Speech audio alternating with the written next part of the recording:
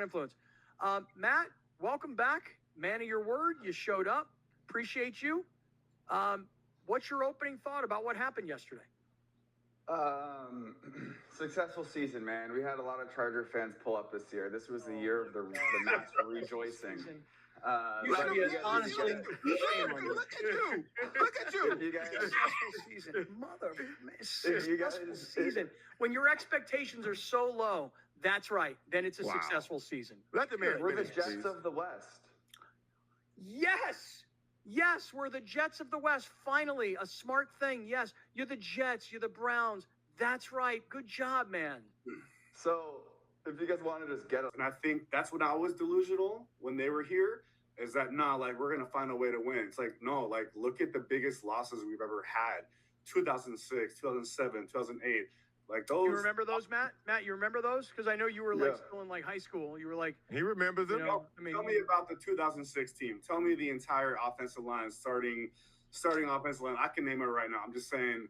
Then why I don't know the offensive line. I was a kid just watching the games. I'm sorry. That's the LT MVP year. If you're a real Charger fan, you can name Marcus McNeil. You're a fake fan, Joseph. Yeah, Marcus McNeil, Chris Dillman, Nick Hardwick, Shane Olivier, Mike Goff. Like, you can name. Browner, you got to quit calling our guests names, man. Yeah, Browner, you told us to stop interrupting you. You don't stop, man.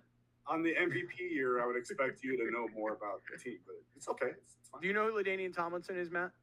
Do I know who LaDainian Tomlinson is? It don't matter. It don't matter. Has he played the last couple years? Nope. Don't matter. Okay. I don't think many kids study the offensive line. I didn't really start knowing offensive lines of teams until I was if you saw that MVP, the MVP conversation that LT had when he won, first thing he did was shout the offensive line. So that's why y'all lost last night. So you should start studying. First of all, hold on. He was the first one more bad than you. What you talking about? You were 12? Oh, so you don't know anything then. Matt, let me hold on. Matt. And by the way, I know that you had talked about the tailgates at SoFi you think were cool. Bro, the tailgates at Qualcomm Stadium were legendary. The best tailgating you could ever ask for. And so taking away that culture, a part of your organization, to go now is just it will never be the same. And I still have friends who go. I still have plenty of friends who go. I do. And I get what you're saying. But you just have to realize that you are very delusional. You will never root for this team ever again. Matt, we appreciate you having the guts. They decided to go play in a soccer stadium that holds 25,000 people. That's like, I don't think any other NFL team would ever do something that embarrassing. Oh, but Dean Spanos would.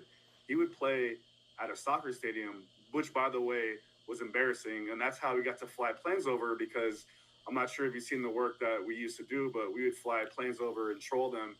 We're no longer able to do that because of SoFi, but when they're at StubHub, we were. And that's the one thing is, like you just mentioned, you stopped rooting for them. That's why we stopped altogether. You get where we're coming from. And I know there's Charger fans in here right now.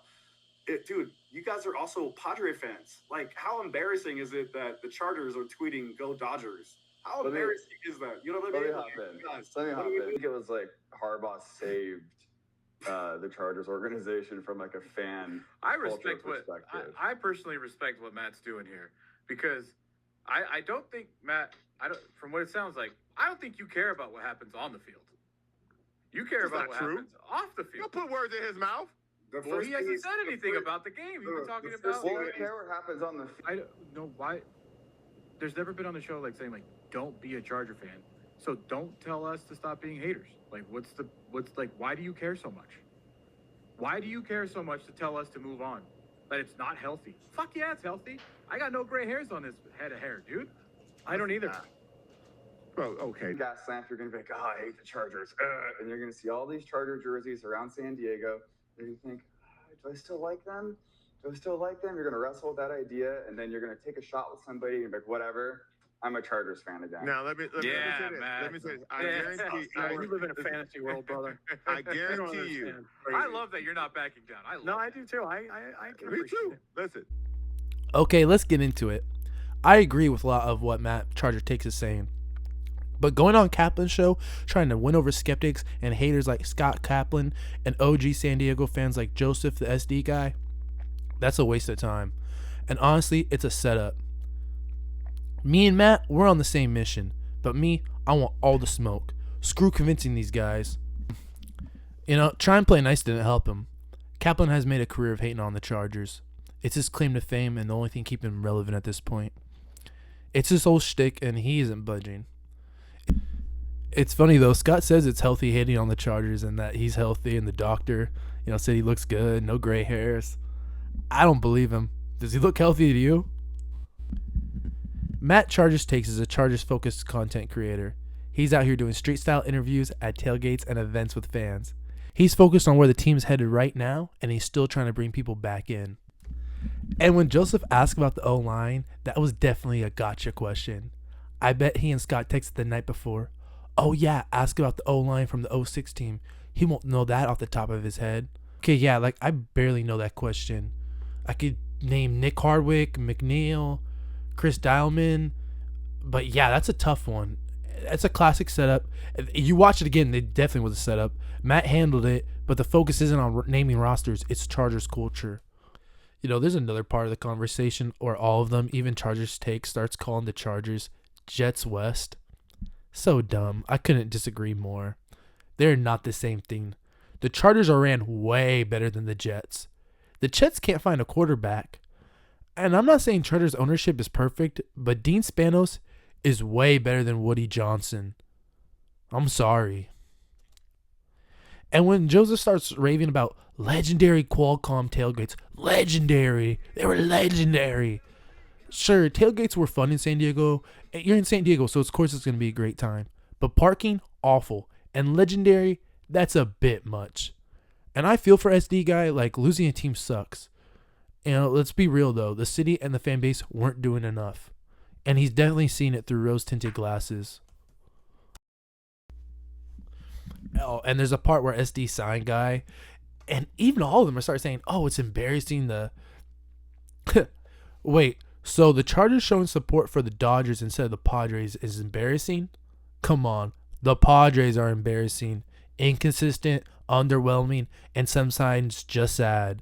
If anything, the Chargers showing sense by backing a winning professional team like the Dodgers. That's a smart move. Angels, Dodgers, and Padres, all of them should be supporting the Chargers. Southern California's team is the Chargers. Matt can come off preachy about the Chargers, but at least it's positive and it's about fan culture. He wants to bring people back into the Southern California Chargers culture. Mission-driven, future-focused. We're on the same mission, but the only difference, I don't want to convince these guys. I want smoke. All the smoke. SD Sign Guy is an OG San Diego Chargers fan, known for his billboards and airplane banners criticizing Chargers ownership. He represents an emotional, nostalgic fan identity rooted in the San Diego era. I know he can come off snobby, but he is deeply invested in the franchise's history. There is a place of deeper emotional frustration there. Years of feeling misunderstood, belief that newer fans or modern narratives are going to gloss over that pain. But Matt is in the right. I really agree with ChargerTakes. He's not being over nostalgic about Qualcomm. He embraces the Los Angeles Southern California Chargers. He connects fans across SD, OC, and LA. That's a mission everyone in Southern California needs to get on board with. There's a spiritual revival of Chargers culture happening right now. SD Sign Guy, stuck in San Diego nostalgia, coming off snobby, seeing things through rose-tinted glasses. Oh, and at the end when Kaplan's sidekick says, oh, I respect what Matt is doing. That's so fake. If you really respect what Matt was doing, you'd be a Chargers fan. It's disingenuous, almost condescending, and patronizing energy. Look, I'm not here to convince the haters. I'm here for the Chargers' future.